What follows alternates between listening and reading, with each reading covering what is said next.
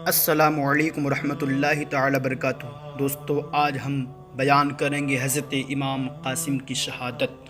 اب ہاشمی خاندان کے ایک مہکتے ہوئے پھول حضرت قاسم رضی اللہ تعالی عنہ، جو حضرت امام حسن رضی اللہ تعالی عنہ کے فرزند ہیں، ان کی عمر 19 سال ہے۔ حضرت امام عالی مقام کے سامنے دست بستہ کھڑے ہیں۔ حضرت امام دیکھتے ہی ارشاد فرماتے ہیں، بیٹا قاسم، کیوں، کیا بات ہے؟ عرض کیا، حضور والا، ابا جان کا جب انتقال ہو رہا تھا اس وقت انہوں نے مجھے ایک تعویذ دیا تھا اور وصیت فرمائی تھی کہ اسے اپنے بازو میں باندھ لینا، ایک وقت آئے گا جب میرے بھائی حسین پر مشکل پڑے گی، تب اس تعویذ کو کھول کر دیکھ لینا اور جو کچھ اس میں لکھا ہوگا اس پر عمل کرنا۔ چچا جان، اس سے زیادہ اور کون سی مشکل پیش آئے گی؟ میں نے تعویذ کھولا تو اس میں لکھا ہوا ہے، قاسم، کربلا کے میدان میں جب وقت آ پڑے تو علی اکبر کو میدان میں نہ جانے دینا، بلکہ خود پہلے جا کر اپنی جان اللہ کی راہ میں قربان کر دینا۔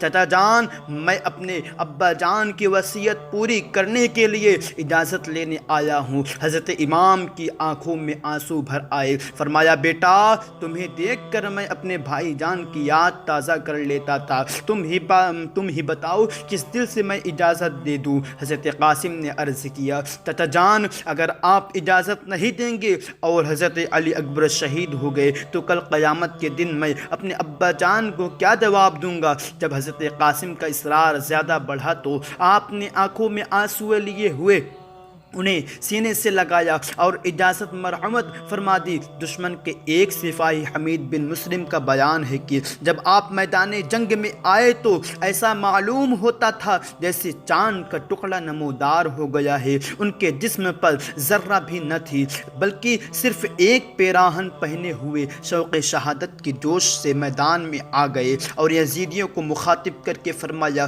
اے دین کے دشمنوں، میں قاسم بن حسن بن علی ہوں، میں خاندان رسالت کا چشم و چراغ ہوں، جسے میرے مقابلے میں بھیجنا ہو بھیجو۔ عمر بن سعد نے ملک شام کے ایک نامی گرامی پہلوان ارزق سے کہا، تم اس کے مقابلے میں جاؤ۔ اس نے کہا، اس بچے کے مقابلے میں جانا میری توہین ہے، میں ہرگز نہیں جاؤں گا۔ ابن سعد نے کہا، اسے بچہ نہ سمجھو، یہ حسن کا بیٹا اور فاتح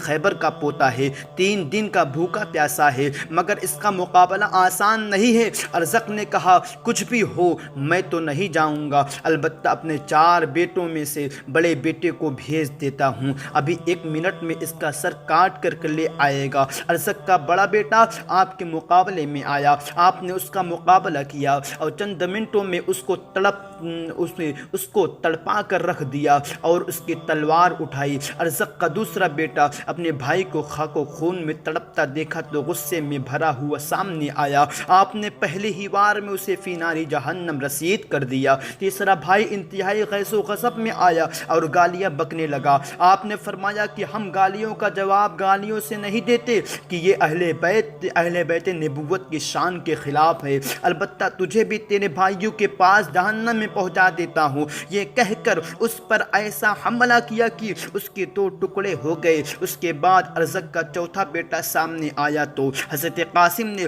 اس کے کاندھے پر ایسا وار کیا کہ وہ منہ کے بل زمین پر گر گیا، پھر دوسرا وار اس کے سر پر ایسا مارا کہ سر جسم سے جدا ہو گیا۔ جب ہاشمی شیر نے ارزق کے 4 بیٹوں کو جہنم رسید کر دیا تو ارزق کا سارا غرور خاک میں مل گیا اور غصے میں کانپنے لگا، اور جن کے مقابلے میں آنا وہ اپنی توہین سمجھتا تھا اب انہی سے لڑنے پر مجبور ہو گیا۔ ہاتھی کی طرح چگھاڑتا اور شیر کی طرح دہاڑتا ہوا میدان میں آیا اور حضرت قاسم کو للکارا کہ لڑکے تیار ہو جاؤ، اب موت تمہارے سر پر آ گئی ہے۔ آپ نے فرمایا، ارزق، ہوش کی دوا کر، ہوش کی دوا کر، تو اوروں کے لیے طاقت کا پہاڑ ہوگا، لیکن ہاشمی بہادروں کو تو نے نہیں دیکھا ہے، تو نے علی کے پوتے کو نہیں دیکھا ہے، ہماری گردنوں ہماری رگوں میں شیر خدا کا خون ہے تو ہمارے سامنے کوئی حیثیت نہیں رکھتا۔ ارزق آگ بگولا ہو گیا، غصے میں لال پیلا ہو گیا اور حضرت قاسم پر نیزہ سے حملہ کر دیا۔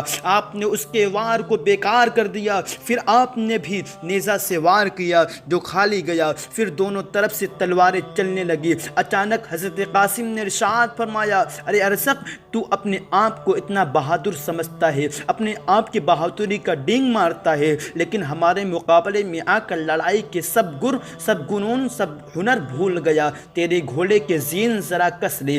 آپ کے اس فرمان پر جیسے ہی ارزق جھکا، آپ نے ایسا جھپٹا ہے، علی کے شیر نے ایسا جھپٹا ہے، ایک ایسا وار کیا کہ وہ ٹکڑے ہو کر زمین پر گر گیا۔ حضرت قاسم رضی اللہ تعالی عنہ ارزق کے گھوڑے پر سوار ہو گئے اور خیمے کی طرف آ کر حضرت امام کی خدمت میں عرض کیا، اے چچا جان، پیاس پیاس پیاس، چچا جان اگر پانی کا ایک پیالہ مل جائے تو ابھی ان سب کو موت کی گھاٹ اتار دوں۔ حضرت امام عالی مقام نے فرمایا، بیٹا تھوڑی دیر اور صبر کرو، ان قریب تم ساقی کوثر حضور سرور کائنات صلی اللہ تعالی علیہ وسلم کے دست اقدس سے جام کوثر پی کر سیراب ہو جاؤ گے، اس کے بعد پھر کبھی تمہیں پیاس نہیں ستائے گی۔ حضرت قاسم پھر میدان میں آئے۔ ابن سعد نے چلا کر کہا، اس نوجوان کو گھیرے میں لے کر کہیں قتل کر دو۔ چنانچہ دشمنوں نے آپ کو گھیرے میں لے لیا اور گھمسان کی جنگ شروع ہو گئی۔